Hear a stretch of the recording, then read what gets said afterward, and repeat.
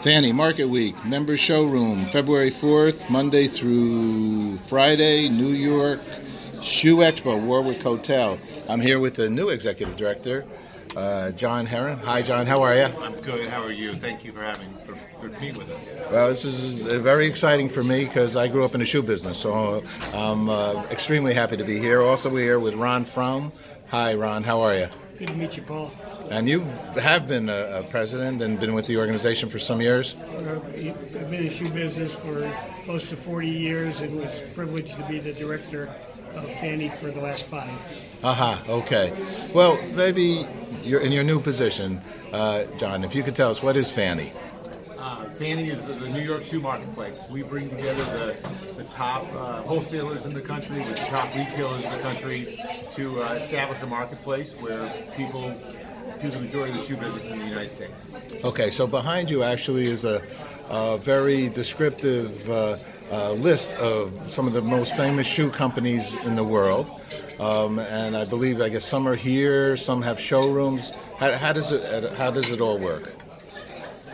Well, look, our core membership has their own showrooms. If you're a major player in the footwear industry, you're in New York and you have a showroom in New York. So we're in Upper Midtown. There's buildings that have many showrooms very close to here at the Warwick Hotel. So our strategy really is to have a centrally located area where we have our headquarters. We have several floors in this hotel which have smaller exhibitors.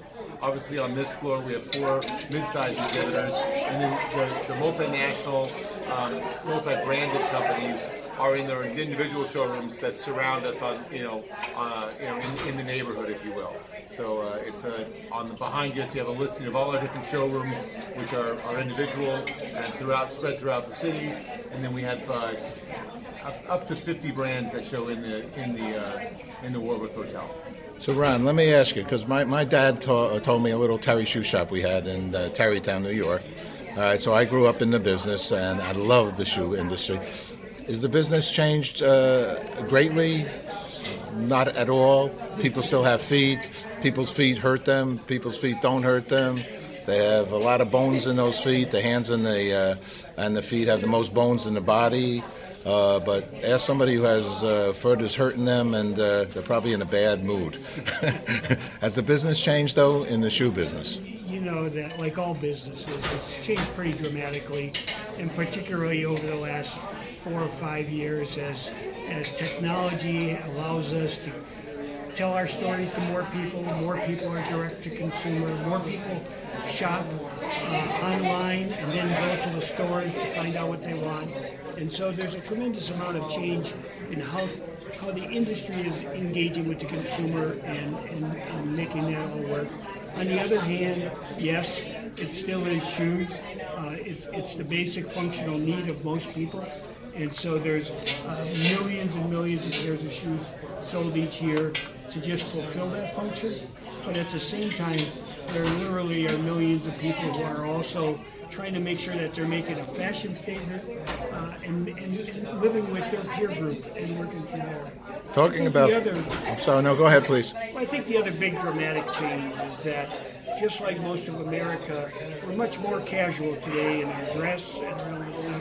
And that's really helped the footwear business to the extent that when a shoe laces up, it fits better. When a shoe laces up, you can build different performance factors in that shoe. It's those elements. So today, we've got the whole element of fashion and comfort coming together with the element of fashion and dress. And so it's really made the industry, in a way, a little bit more robust. And the actual, some of the fashion side of it, there's some wild-looking shoes out there.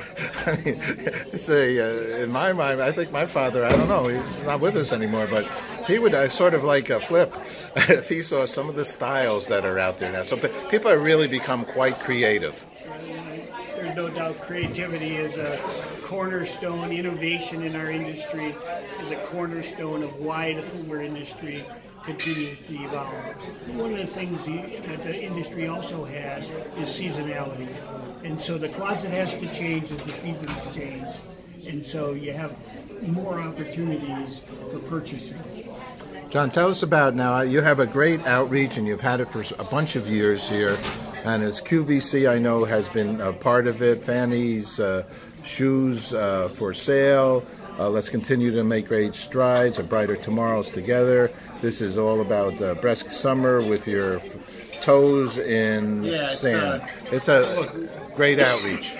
The Footwear Association of New York has partnered with breast cancer research for the last 20 years. This will be our 26th year. We've been partnered with QVC for 25 of those years and raised over $56 million for first-stage breast cancer research. The concept is very simple. Our member organizations donate shoes which are sold on QVC in the month of October, which is Breast Cancer Awareness Month, and the proceeds from those sales, the proceeds generated from those sales, go to 10 different hospitals that fund first early-stage breast cancer research in a circuit growth cure. So it's very near and dear to our hearts and all of our members' hearts about this is the charity that the footwear industry supports, and we're really proud of the history of it. And it started in New York, and again, we're going to have our 26th anniversary this October, and 25 of those years with QVC as our retail sponsoring partner. So we're very proud of that relationship. So actually, I'm meeting you through Suzanne, who initially mentioned this outreach, and we're Good News, and we have a tremendous amount of shows. So Evelyn Lauder and all these Cedars-Sinai and some of these hospitals, Wheel. I've done many shows with cancer, again, because cancer is a concerning health issue. How come you guys selected that one? So, I can only try to speak for the founding fathers, but 25 years ago, a group of women and a group of company executives first started to hear about breast cancer starting to affect their employee bases and their elements of that. So what can we do? And we went out to Central Park, and we took a whole group of sample shoes, and we had a big sale in the park, and lots of people came. We sold tickets on Ticketron, and it was a huge success. Unfortunately for us, one of the new companies that was just emerging then was QVC, and they said, "How would you like to take that story nationwide?" And so we have, and in that process, we've been able to establish ourselves with 10 unique comprehensive cancer centers across the nation. We started here in New York. We went to John Wayne in California, Cedars-Sinai in California. Our newest one is from Washington University in Seattle. And we cover Michigan and Arkansas. And St. Louis and Simon Center. So tremendous outreach across those cancer institutes. And one of the things that we've been able to do is to work with those cancer specialists and to be able to spread the word across that group of hospitals and those elements of there. I wouldn't want to say what has been the impact of FFANY on the research for breast cancer. Well, maybe it's just a tiny little bit. Maybe it's just a little small. But I can tell you that over 26 years, with feeding our funds, the first step research, we have been able to help our research hospitals garner over $400 million worth of government grants that all go into breast cancer research. So 25 years ago, our cry was awareness. What could we do to create the awareness about breast cancer? Maybe a decade ago, our cry was, how far away are we from a cure? And today, when you look at the survival rates from breast cancer, they have exploded in how many people now survive that disease. And in some cases, through treatment and otherwise, we truly can say that we have breast cancer patients who are now cancer-free and cancer-free for decades. And that's a tremendous accomplishment. And for the footwear industry to just play a small role in that, we're just proud. That's really, really great. John, congratulations. When you help some, you're helping the world, no doubt about it. John, let me ask you, because I noticed that you have some a group here from South Africa. So the international presence of the show and the future internationally. I mean, this is your 40th anniversary. Did I? Our 40th anniversary of the FFANY as an organization. Right. Okay. So the future. New York is a mecca for a lot of different industries, and footwear is no different. People from around the world gather in New York to do not only domestic business but international business. Like last show, we had a delegation from East Africa here. This show we have South Africa. You know, partners from Germany. Excuse me. All over Europe. So yes, no, it is an international show. The focus is the U.S. footwear business, but you know, we have partners from European countries and South American countries, and obviously a lot of our manufacturing is done in Europe and Asia. So it really is has an international vibe to it. Our organization and the marketplaces that we create. Fantastic. Okay, let me just ask you one last question.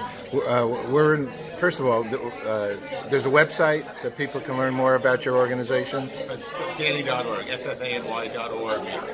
So are you a non-profit organization? We are. We're a non-profit industry association. FFCF, the Fashion Footwear Charitable Foundation, is a charitable non-profit. Okay. My last question, just because we're very involved with this, and I happen to know the shoe companies are involved with this outreach. We're involved with the International Day of Peace. And since we're talking about nonprofits, we're talking about doing good things here, and living life peacefully, living life with your feet feeling good is a good thing too. So I've asked thousands of people, what does peace mean to them? If you guys wouldn't mind sharing, what does peace mean for you? Being friendly to my neighbors, whether that's the guy who lives next door to me or the person that lives around the world from me. I think being friendly and being a good person and working together and living together, that's peace to me. All right, Ron, you're the chairman, the historical one. Peace for you. I think peace is a sense of freedom. That you have a tranquility and purpose of what you want to do, where you want to do it, with who you want to do it, and how can we create that type of collaborative environment. All right, guys, congratulations. Thanks for all you do. It's a real honor to be here. Thank you. Thank you.